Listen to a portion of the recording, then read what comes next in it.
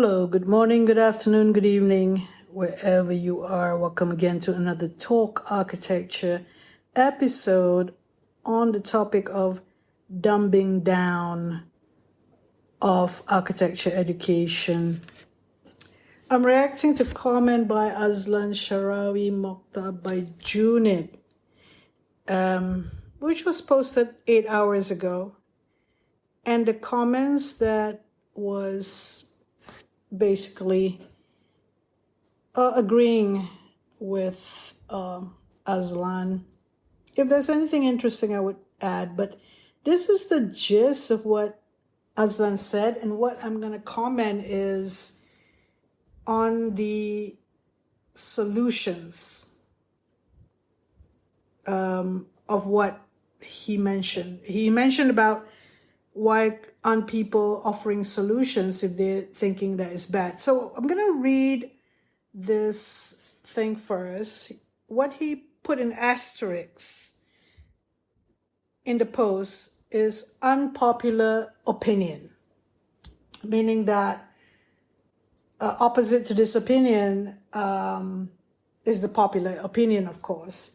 So what he said is, I'm honestly getting exhausted with all the talk about, quote, university graduate stretch slash architectural education don't meet the standards slash not up to par, unquote.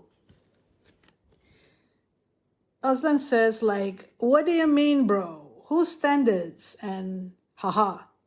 What's the context? Was it just a few bad apples you encountered in the office? Because in any university, in any studio, you'd always get a mix. Some great, some good, some okay, and some downright abysmal. Criticizing is easy, but it would be way more helpful if people also offered solutions instead of just throwing blanket statements at the whole education system. Be present and participate in the change you are looking for. Asterisk, now that I have your attention, come join us at Datum, D-A-T-U-M, semicolon, EDU. That's happening soon, exclamation mark, and an emoji with a tongue sticking out. So there are comments as well down there, and I think it was good to go and mention the comments as well. Some are in Malay, and I would go and look at all the comments and see whether there's any that needs to be addressed. What it says here is that somebody mentioned that based on a particular academic is saying that based on the students that went to the office, he asked about how much you're paying them. If you're paying a certain amount, chances are you're not getting the top ones. So there's this idea about the top ones that are great, and some which is less, and some is okay, and some downright abysmal. I'm going to offer the solutions. And in architecture education, I've talked about the problem with the academics concentrating only 20% of their time on teaching in architecture education, because the rest is administration and research and producing papers. Okay, that's a full-time graduate, but if you manage your School of Architecture very well and you understand what is the most important core learning in architecture education, and you get very good visiting critiques and part-time lecturers in who doesn't have to do those key performance indicators of the research that is 80% of their time, maybe you can produce quality graduates overall. But one of the things that is overlooked is the sense of the common language in terms of the key core competencies. Yes, we say design, and design could be so many things, right?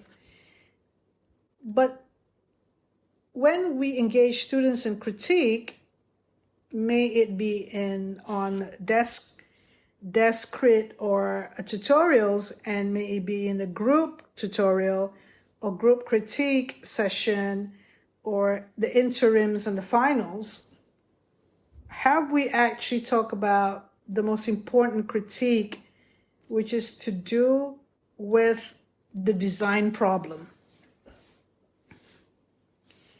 Now, obviously you get all sorts of people coming in.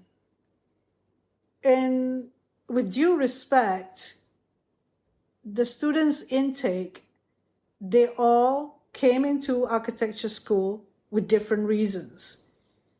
It may take a while for them to turn into someone interested in architecture.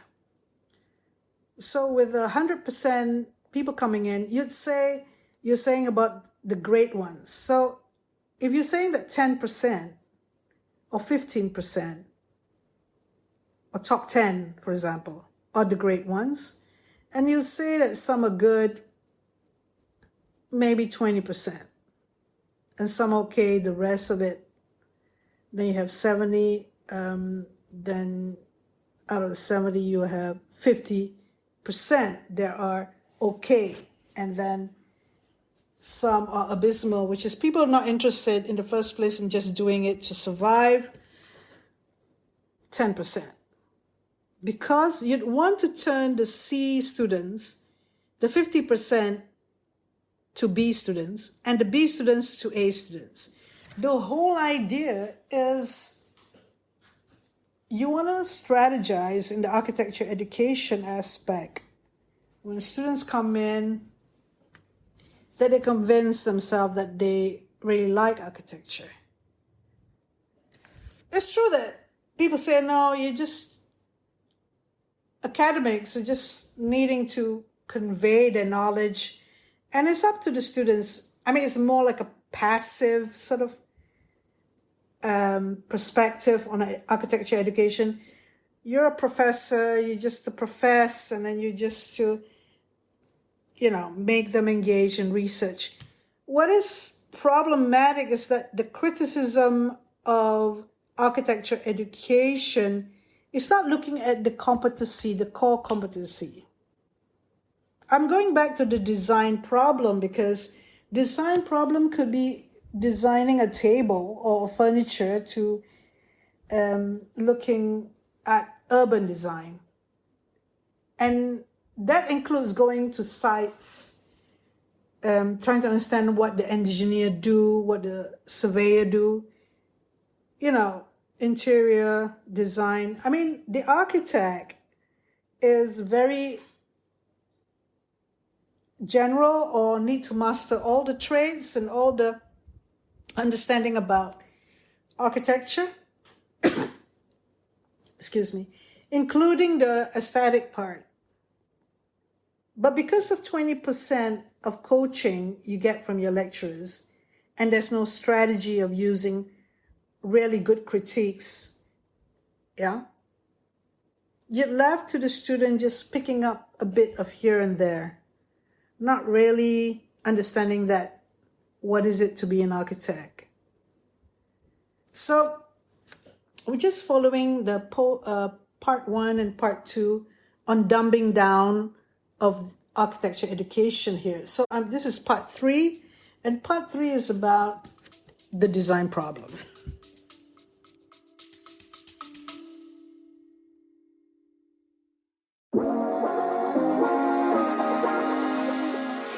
Looking for creative inspiration? Graphite Pro Radio explores the intersection of design, culture, and innovation, one conversation at a time. Join us for deep dives into the creative process and game-changing ideas. Start listening today.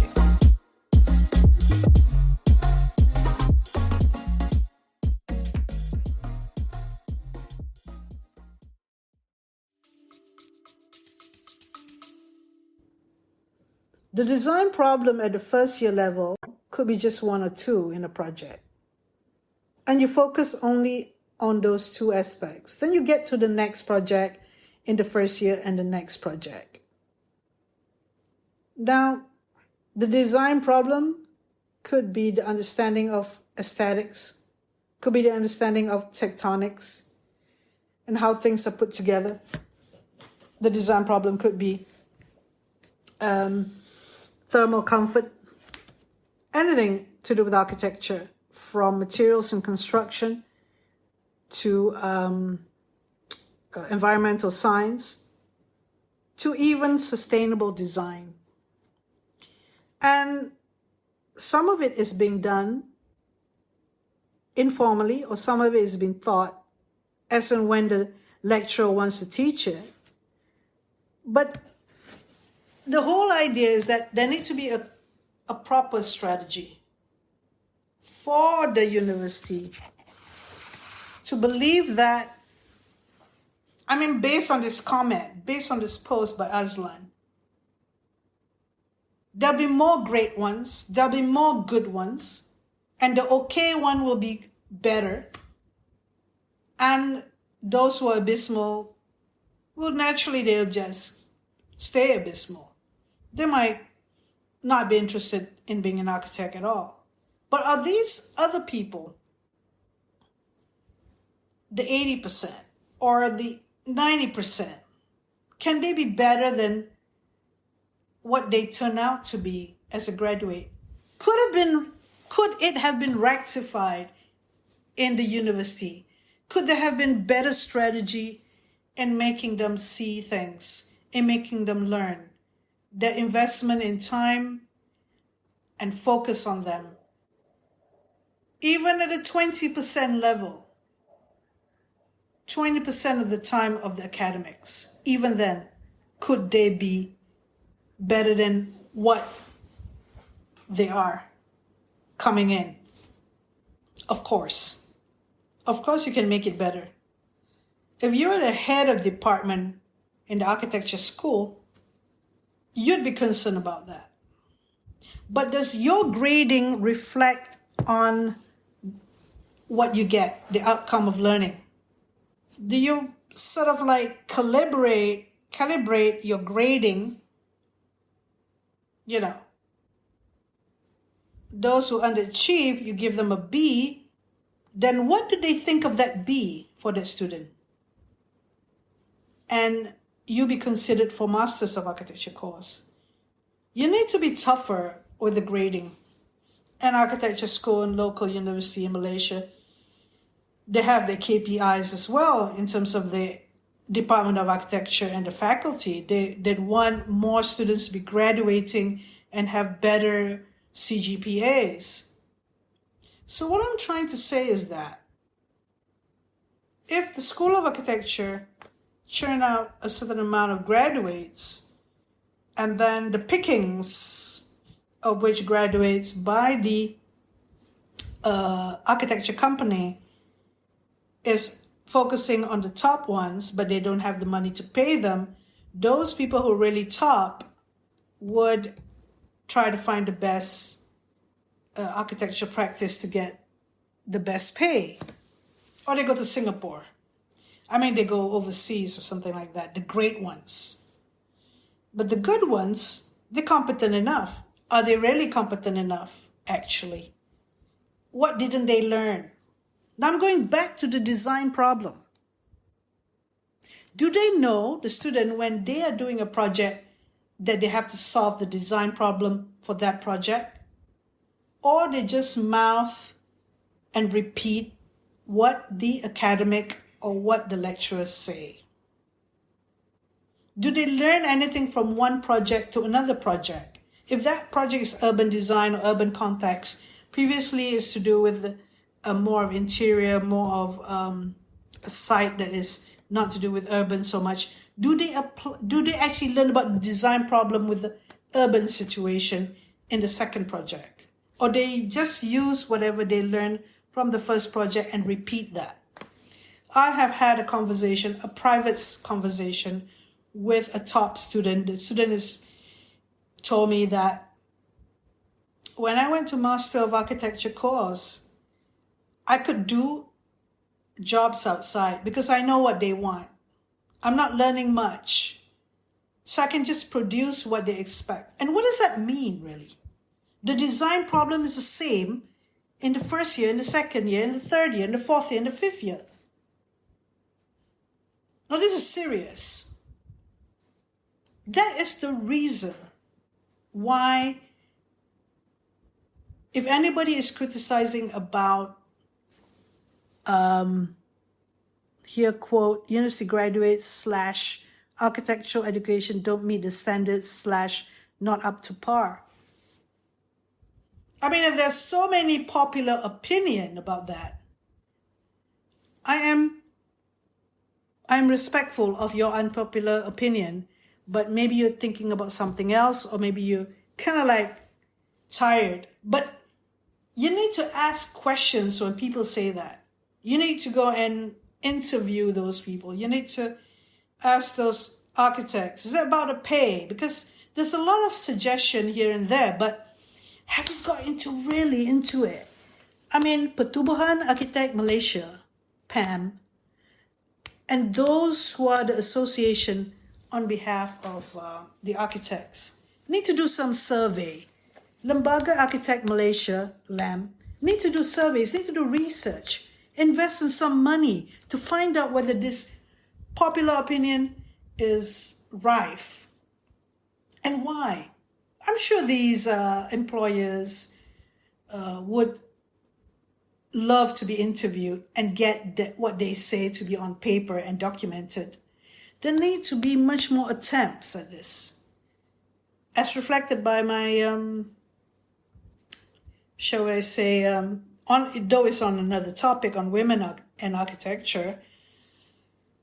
In general, these associations need to really be more curious, really be much more concerned about the profession, really be thinking harder, really be going into this deeper and finding out the truth of what's been said.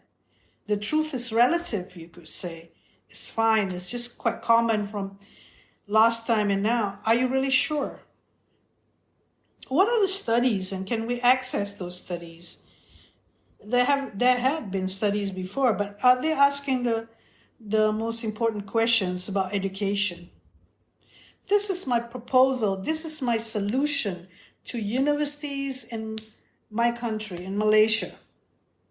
That you look at the design problem clearly in all the projects. That the student doesn't learn the same thing again and again, repeat themselves. That you must be critical about the sort of critique that you get. That you are also reviewing the critique's critique, whether they're helping the students at all. That you're reviewing the teaching. That you have to fight for the architectural education in Malaysia. That you will talk to the universities and say to the universities, you got to talk to the vice chancellors. You got to talk to the Malaysian qualification MQA, the Malaysian qualification, what's A for, or F, framework, or those people in charge of, saying that architecture is the same like any other course. Because you're looking at architecture to be just like the social sciences course of building surveying, of quantity surveying, And your research that you do in schools of architecture in Malaysia is to do with social science, because that is what gets you your ranking with your journals. And it's all a concerted effort to dumb down education as a whole. But I'm talking about architecture. Let's sit in our corner and start thinking about this. Aren't you curious about what a design problem is?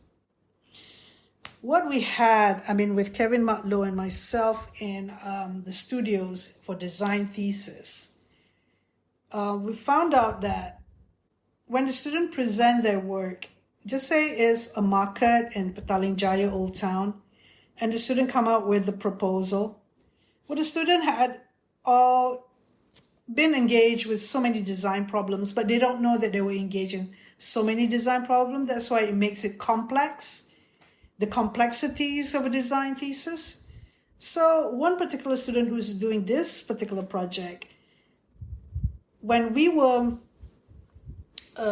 going through how he would present his project, we asked what are the design problems. So he looked into the urban design problem, he looks into the market typology, he looked into the environmental science, he looked into the construction, and with his drawings, he showed how he resolved it.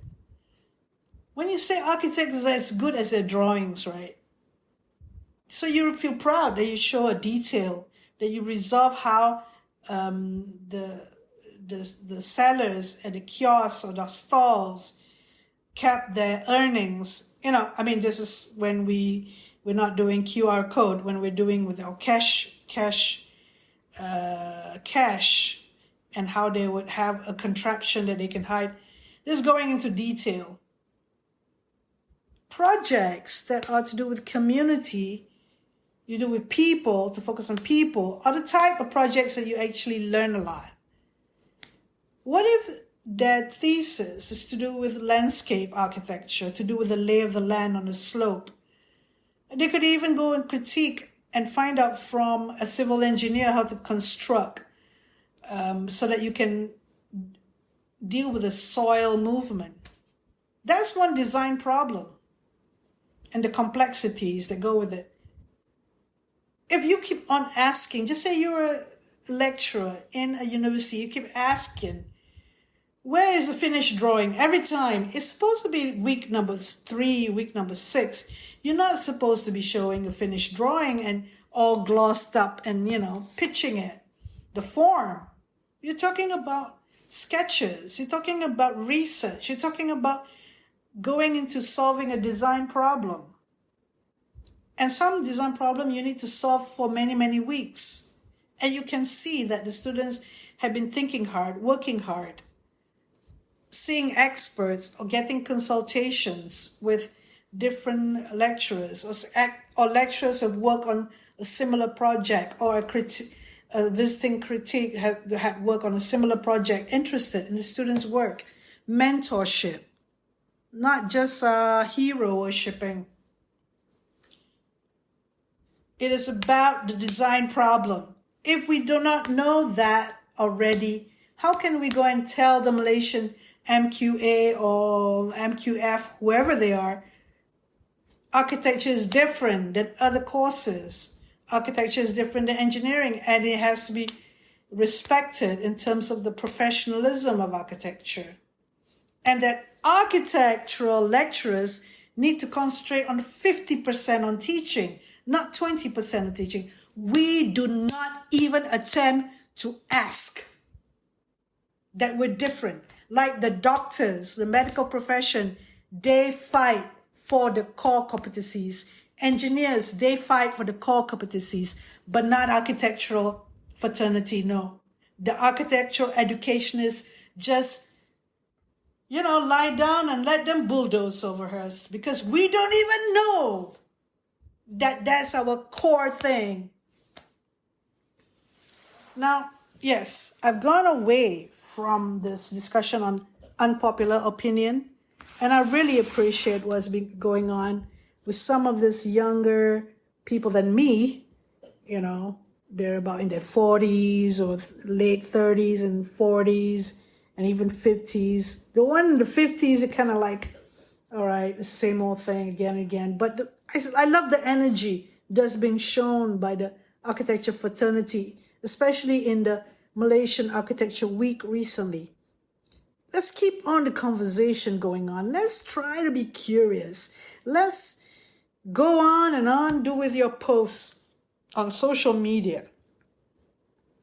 And we should not just lie down and get the bulldoze over us by people who don't understand that architecture is straddling between arts and science, and traditionally is arts and humanities course. And creativity is not something to be shy of. It's something that is to be bullied. Like the previous, part 2 episode that I talk about somebody who is from the civil engineering. Because our creativity for architects has been relegated to just, makeup artists, make it up, form making. But architects are so much more. It's not about makeup. It's not about form making. It's about the design problem. And the design problem could be designing for environmental engineering, a climatic design, that deals with the facade. Or it could be the orientation of the building and how you model it so that you can get the best orientation for a typology. Architecture is so much more, but it's relegated to a makeup artist now. Architects. Aren't you concerned? And you don't even have a debate in that post. So, okay, we have all these podcast episodes, and we have people like ourselves who have been around for a while. And I hope that it can continue having all this debate. And this podcast will be around. And this topic is part 3 on the dumbing down of architecture education. Thank you for listening.